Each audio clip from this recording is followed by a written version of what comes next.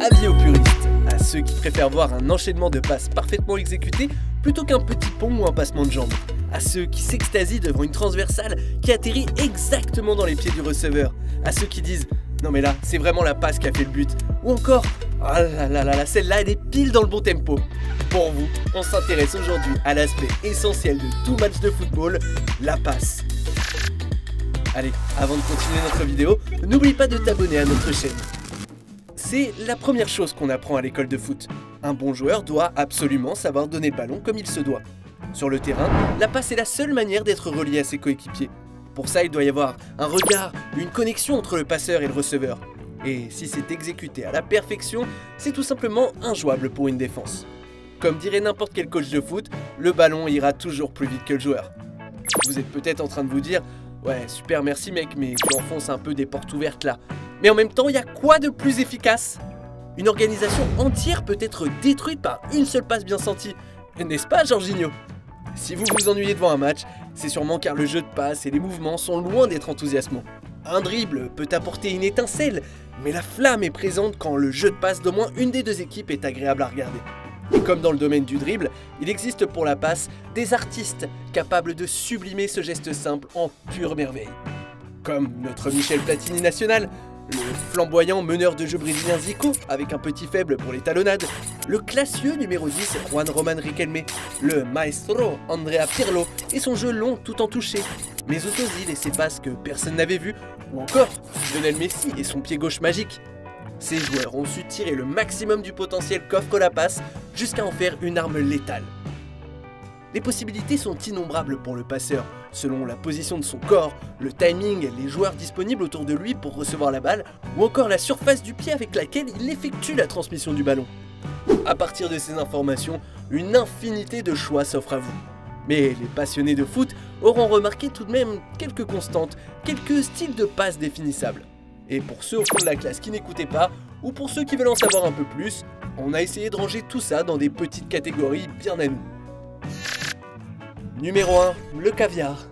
On est déjà ici sur le haut du panier. Ce sont ces passes d'élite, souvent décisives, qui atterrissent pile au bon endroit, dans le bon tempo et à la bonne vitesse. Mon Dieu, regardez ce toucher de balle, cette précision.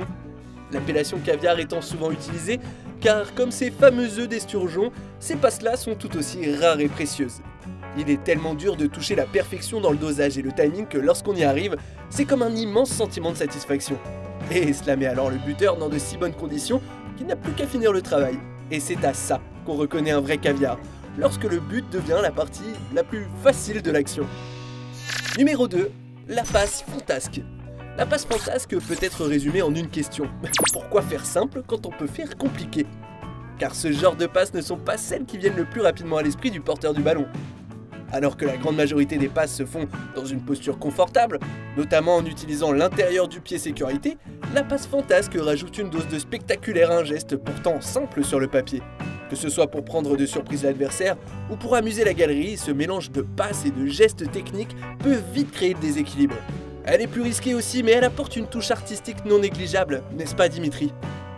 Car finalement, une passe, c'est juste une transmission, et celle-ci peut se faire de manière tellement variée, en aile de pigeon comme Zlatan, en coup du foulard à la Ronaldinho, en reprise de volée, en talonnade comme Marco Reus, à l'aveugle comme Neymar, en roulette à la Firmino, de l'épaule si vous avez celle de CR7, des fesses si vous avez celle de Schneider, de n'importe quelle manière en fait. C'est avec ce genre de geste qu'on se rend compte de l'immense champ des possibles qui s'offre à chaque passeur. À eux et à leur cerveau de nous régaler. Numéro 3, le jeu de combinaison. Bon, là on triche un peu car on ne parle pas ici d'une mais de plusieurs passes. Mais quand 2, 3 ou 4 joueurs ou plus arrivent à combiner parfaitement à une ou deux touches de balle, on se rend vraiment compte à ce moment-là du potentiel destructeur de la passe. Car sur ces séquences, on voit bien que le ballon va beaucoup trop vite pour les défenseurs. La symbiose, les appels et les passes de chacun, comme si tout était d'avance calculé, est un plaisir pour les yeux de n'importe quel fan de foot. C'est l'incarnation du collectif, où chaque joueur joue la bonne note au bon moment, où chaque course est parfaitement coordonnée, et quand en plus, ça termine par un but, alors que dire de plus? Bah oui voilà, pas grand chose. Catégorie suivante. Numéro 4, la passe longue. Prenez ce qu'on vient de vous dire sur les combinaisons et imaginez l'exact opposé, les passes longues. On n'a pas réussi à trouver de titre plus accrocheur, désolé. Sont les moyens les plus efficaces d'arriver rapidement au but. Pourquoi s'emmerder à faire 40 passes quand une transversale parfaitement dosée dans le dos de la défense suffit à marquer et que Raoul est là pour s'occuper de la finition? Longtemps symbolisé par le style du kick and rush en Angleterre, que l'on peut traduire par balancer et cavaler, la passe longue est avant tout réservée aux snipers, au David Beckham, qui pouvait aussi faire ça pieds nus sur le sable, au Xabi Alonso ou encore au Paul Scholes, car réussir à bien doser la hauteur, la puissance, l'effet et l'appel du joueur situé à 50 mètres demande une vision panoramique surnaturelle. Surtout au vu du peu de temps qu'il leur est accordé pour conjuguer tout ça. Même les gardiens de but peuvent aujourd'hui lâcher des longs ballons qui aboutissent à des passes décisives de 70 mètres. On peut aussi rajouter dans cette catégorie les centres qui nécessitent également une énorme prise d'information et qui sont primordiaux pour marquer des buts. Et trouver la tête de son attaquant dans une forêt de joueurs, là aussi dans le bon tempo, c'est pas une chose aisée. Mais au niveau du danger que cela apporte dans la surface, le centre reste une valeur très sûre malgré tout. Ah là là, qu'est-ce que tu viens encore de nous faire, Ronnie? Bon, dans tout ce qu'on vient de vous montrer, c'est déjà du très haut niveau, le nec plus ultra de la passe. Alors, imaginez le niveau qu'il faut avoir pour que le collectif entier joue comme ça, sur la même longueur d'onde. Eh bien, quelques équipes à travers l'histoire peuvent se targuer d'avoir touché du doigt cette excellence collective, tant leur jeu de passe était orchestré à la perfection. Et là les gars, bah oui, il faut qu'on vous parle du grand Barça de Pep Guardiola. Parce que quand on pense collectif parfaitement huilé, on est obligé de parler de cette équipe qui a fait rêver une génération entière, n'en déplaise aux fans du Real Madrid. Pour en savoir plus sur la création et la mise en place de cette équipe, on a déjà sorti une petite vidéo qui devrait satisfaire les plus curieux. Bref, pourquoi dit-on que les Blaugrana étaient l'équipe la plus belle à avoir joué? Mais déjà, il faut un coach avec des idées bien claires. Et Pep Guardiola sait ce qu'il veut faire quand il arrive au club. Il impose une tactique basée sur la multiplication des passes courtes et rapides et sur la circulation permanente de la balle.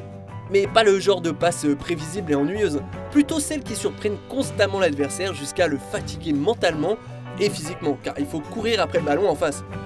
Cette tactique, c'est le tiki-taka. Ce nom viendrait d'un commentateur espagnol qui désignait les passes qui se succédaient en disant tiki-taka tellement celles-ci se répétaient continuellement. Non mais regardez-moi cette circulation fluide tout en mouvement et en improvisation qui casse toute tentative d'interception tout en créant des décalages en permanence. Les mecs n'en peuvent plus en face. Si Guardiola a pu mettre ce jeu en place, c'est d'abord grâce à son coaching et sa vision, mais aussi et surtout grâce à deux joueurs d'exception. Deux phénomènes qui régneront comme personne sur l'Europe grâce à leur intelligence et la qualité démentielle de leurs passes, Xavi Hernandez et Andrés Iniesta. Ah, qui nous ont fait rêver ces deux-là. Xavi était l'organisateur, le maître du tempo. Jeu long, jeu court, la machina était intestable. Il avait toujours un coup d'avance sur le reste des joueurs. Iniesta, lui, était l'accélérateur de particules. Pas par sa vitesse pure, mais par celle de son intelligence de jeu. En plus d'être un fin dribbleur, un très fin dribbleur même, Don Andrés était tout aussi talentueux dans la maîtrise du ballon et de la dernière passe. Doté d'une technique exceptionnelle, le duo Xavi-Iniesta était les moteurs d'une équipe non seulement bourrée de talent, mais également dévouée au principe de son entraîneur, le jeu de passe. C'est simple, une fois dans leurs pieds, le ballon est vivant, il fuse de tous les côtés, il change de joueur sans perdre en fluidité. Tout le monde était connecté. Prenez le cas du latéral droit Dani Alves avec son compère du côté Léo Messi par exemple. Ah, ils s'aimaient beaucoup ces deux-là. Trouvez une connexion avec quelqu'un sur le terrain aussi forte que celle de Messi et Alves et vous ne serez jamais malheureux. Il y avait bien sûr le trio Xavi, Iniesta, Busquets qui ne perdait jamais un ballon, des défenseurs comme Piqué, Puyol ou Marquez qui savaient toujours quoi faire du cuir, et des attaquants comme Eto'o et Henry, puis David Villa et Pedro encore plus focalisés sur le jeu que par le but. Tout ça sous la houlette d'un Guardiola très fortement inspiré par les idées novatrices de son coach de l'époque, Johan Cruyff. Vous obtenez alors une équipe où la passe est élevée au rang de religion, une identité de jeu qui va faire des ravages. En 3 ans, les Blaugrana remportent les 3 fois la Liga, 1 fois la Coupe du Roi et surtout 2 fois la Ligue des Champions avec la manière. Seul l'Inter Milan en 2010 d'un José Mourinho diabolique réussira à enrayer la machine en Coupe d'Europe, en imposant une défense ultra regroupée et en abandonnant le contrôle de la balle. Mais cela n'enlève rien à la philosophie du club qui peut être résumée à ce moment-là par une phrase très simple de Monsieur Johan Cruyff: si nous avons le ballon, les autres ne peuvent pas marquer. Simple, basique, mais terriblement efficace quand on dispose de tels passeurs dans son effectif. L'équipe d'Espagne adoptera alors la même stratégie avec un effectif encore plus fourni et talentueux que le Barça. Et on assistera alors pendant 6 ans à une domination mondiale de l'équipe espagnole.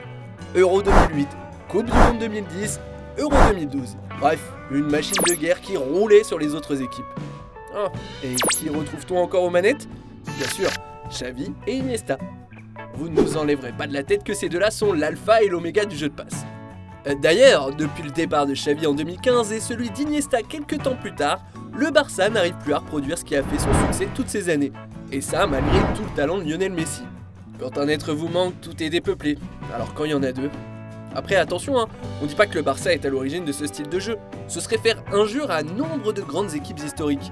Mais comme représentation de cette idée que la passe est le nerf de la guerre dans le foot, on trouvait que cette équipe-là était l'exemple le plus frappant. Et quand on voit le jeu alléchant que certaines équipes peuvent proposer aujourd'hui, on se dit que ce style de football est loin d'être mort. Loin de là même. Bon, pour finir cette vidéo en beauté, on a décidé de vous faire un petit top 3 de nos passes décisives préférées. Ça vous tente? Allez, venez avec nous. Numéro 3, Wayne Rooney pour Luciano Acosta. Le légendaire buteur de Manchester United n'est pas forcément connu pour sa qualité de passe. Mais alors qu'il joue pour DC United aux États-Unis, Rooney va nous sortir une passe décisive incroyable. On joue la dernière minute d'un match face à Orlando et DC United vient de gâcher son dernier corner alors que son gardien est monté. Heureusement, Rooney est là.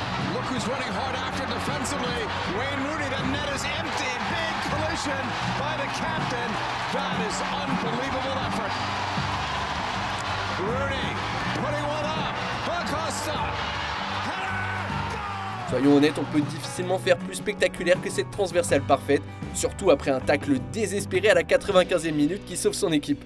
Le pire, c'est que son centre trouve Luciano Acosta, qui avec 1m61 était le joueur le plus petit de l'équipe. Franchement, chapeau l'ami.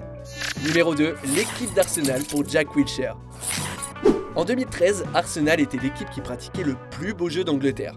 Les Gunners d'Arsène Wenger ne gagnaient plus grand chose, mais réussissaient toujours à séduire les foules avec leur jeu collectif emballant. Et lors de ce match face à Norwich en octobre 2013, les joueurs d'Arsenal vont faire la démonstration ultime de leur qualité de jeu. C'est trop rapide, c'est trop facile. On passe au numéro 1. Numéro 1, Guti pour Benzema. Karim Benzema a eu de quoi se régaler au Real Madrid.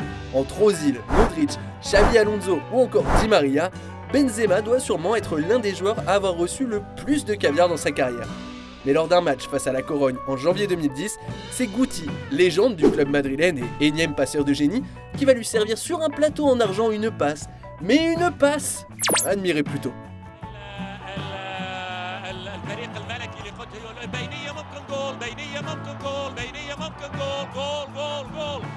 Que dire à part qu'elle représente parfaitement ce qu'on veut faire passer comme message à travers cette vidéo? Que la passe est un don, une offrande issue d'une connexion innée entre deux footballeurs. Alors que Guti avait fait tout ce qu'il fallait pour marquer, l'Espagnol a préféré laisser le luxe au jeune Karim de tranquillement finir l'action. Ah ça, tu peux lui sauter dans les bras, ouais. Est-ce que tu as d'autres souvenirs de passes extraordinaires qui pourraient figurer dans ce classement? N'hésite pas à nous le dire en commentaire. Merci d'avoir regardé notre vidéo. Si tu as kiffé, n'hésite pas à parler de notre chaîne autour de toi, d'aimer, de partager. A très vite pour une nouvelle vidéo. Ciao!